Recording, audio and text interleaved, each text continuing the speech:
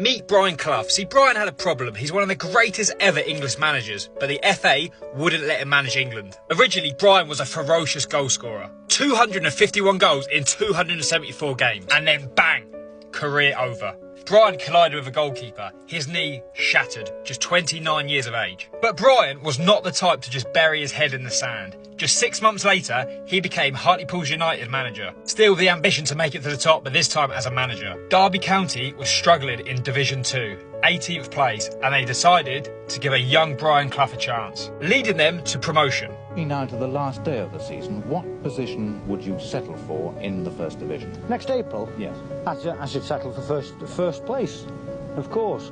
Anybody that has settled for less is crackers. Brian came up and won the First Division. It's like Southampton winning the Prem this season. And Brian Clough became extremely famous, regularly appearing on TV shows. And the Derby chairman did not like this. He told Brian, you need to concentrate on Derby.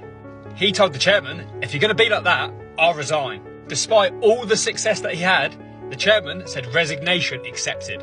The Derby fans couldn't believe it, and they all protested, and Brian turned up to the following game and sat in the crowd, just to rub it into the chairman.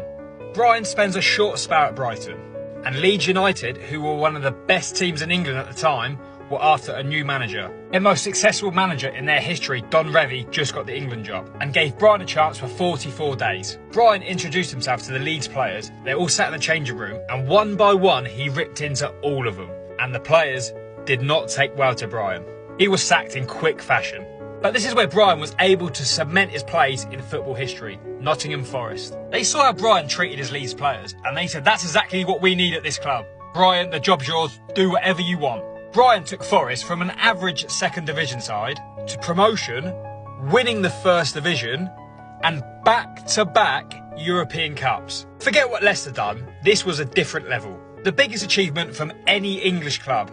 Brian and his assistant Peter Taylor were able to build winning teams with limited resources. Simple tactics, you've got to get the ball to a player who can score. If you can't do that, you're wasting your time. Brian said and done whatever he wanted. A young Roy Keane passed back to his goalkeeper. The keeper spooned it, went to the opposition, and they scored. Brian waits in the changing room for Roy to get in. Boom!